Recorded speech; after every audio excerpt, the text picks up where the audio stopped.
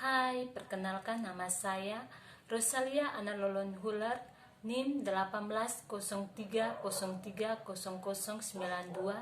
kelas Sosiologi B semester 7, jurusan Sosiologi Fakultas Ilmu Sosial dan Ilmu Politik.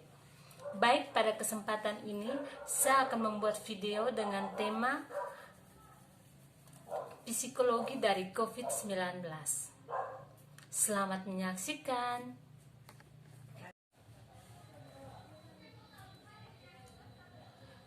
Psikologi dari COVID-19. Ada 3 hal yang perlu diketahui.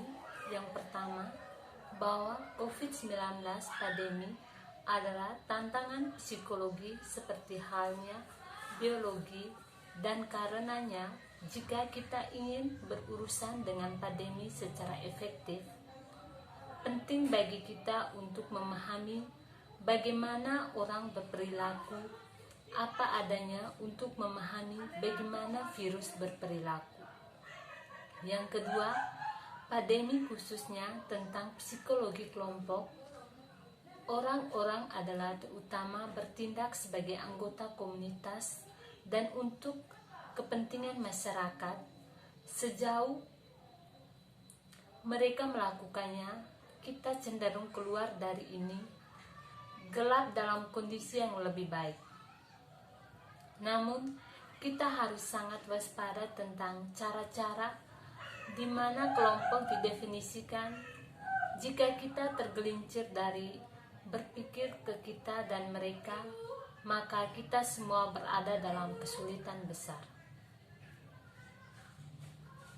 Yang ketiga, sangat membutuhkan kerangka kerja untuk memahami bagaimana orang datang membentuk kelompok, bagaimana mereka berperilaku dalam kelompok, konsekuensi berada dalam kelompok, dan cara-cara di mana batas-batas kelompok menjadi lebih atau kurang ditarik secara meyakinkan.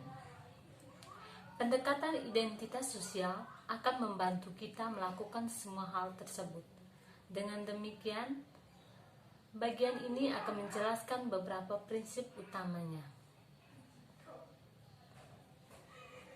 Upaya untuk mempengaruhi orang tampak dalam pandemi, khususnya adalah tuntunan akan kepemimpinan yang efektif yang menjelaskan apa yang sedang terjadi dan memotivasikan orang untuk berkontribusi pada pencapaian tujuan kelompok bersama. Ada 2 alasan utama mengapa hal ini penting bagi manajemen penanganan COVID-19. Virus telah menciptakan kebutuhan yang mendesak bagi orang untuk bekerja sama untuk mencapai tujuan kolektif baru. Staf medis perlu memperhatikan yang tidak sehat, pekerja di berbagai sektor perlu mempertahankan layanan yang luas, dan masyarakat umum perlu melakukan apa yang mereka bisa untuk minimalkan beban pada layanan tersebut dan untuk menghentikan penyebaran virus. Yang kedua, bahwa ada ketidakpastian yang cukup besar tentang sifat virus dan cara mengatasinya.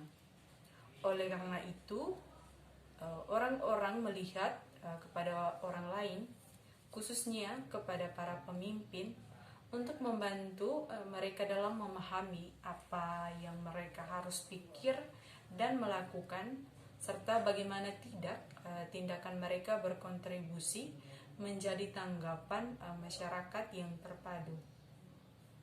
Serta ingin koheren dan penjelasan yang meyakinkan tentang hal ini.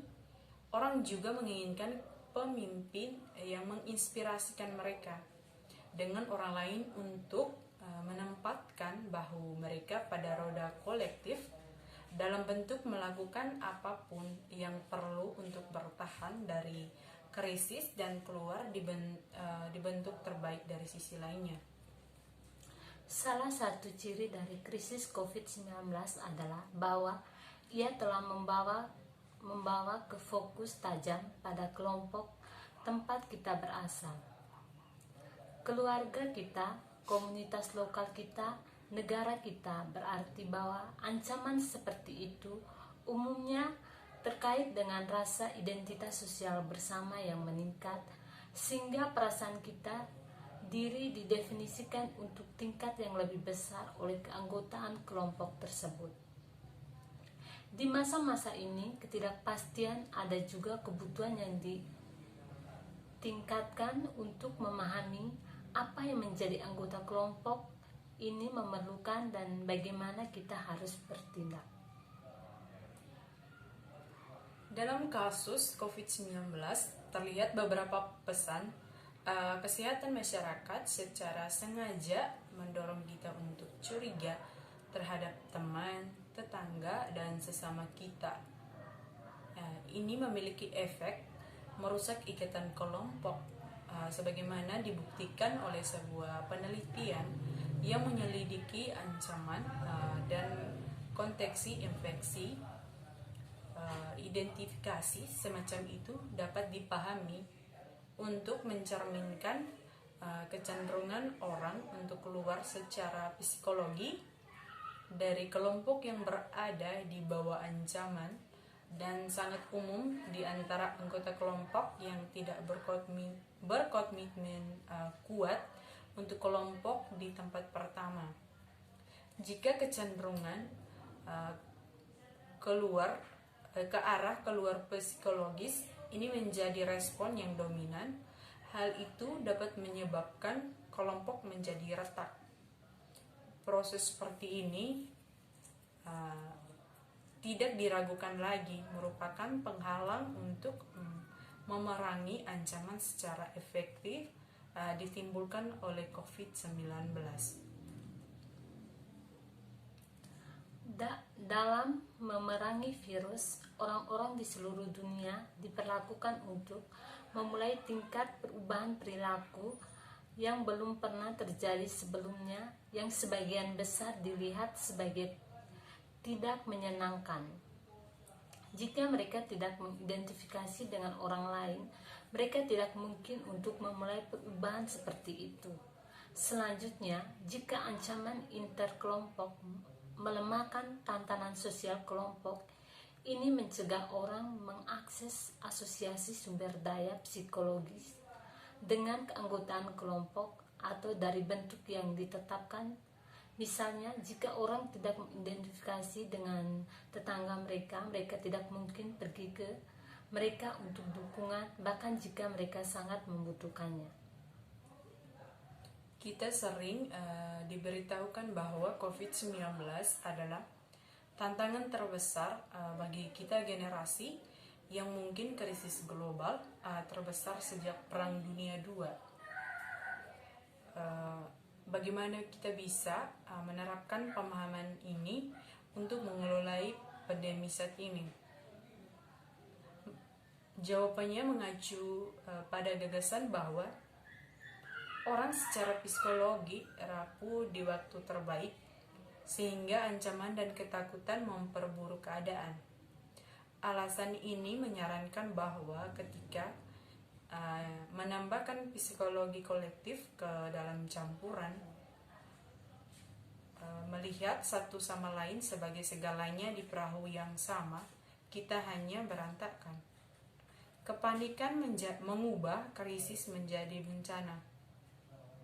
Terlepas dari popularitas perspektif panik, buktinya menunjukkan bahwa sementara orang pasti dapat bertindak egois dan disfungsional dalam krisis, lebih sering mereka berkumpul dan saling mendukung. Sebuah psikologi kolektif geng jauh menjadi penjahat dari bagian itu adalah apa yang membuat hidup melalui krisis COVID-19 adalah sebuah pengalaman. Kita semua memiliki kesamaan, dari ini memiliki potensi untuk menciptakan rasa identitas bersama yang menjadi dasar kepedulian bersama, saling mendukung, dan ketangguhan. Dalam hal ini, psikologi kolektif adalah aset terbesar untuk kita menghadapi krisis. Sangat penting bagi mereka yang berurusan dengan pandemi untuk menghargai pentingnya dan untuk memahami bagaimana manfaat kolektif psikologi ini benar dalam hal memupuk identitas bersama dan solidaritas, tidak hanya antara masyarakat tetapi juga antara masyarakat dan pihak berwajib. Dengan benar dan imbalannya cukup besar, paling tidak karena otoritas yang memperlakukan publik sebagai bagian dari kelompok bersama lebih baik maupun membimbing masyarakat untuk keselamatan dalam krisis.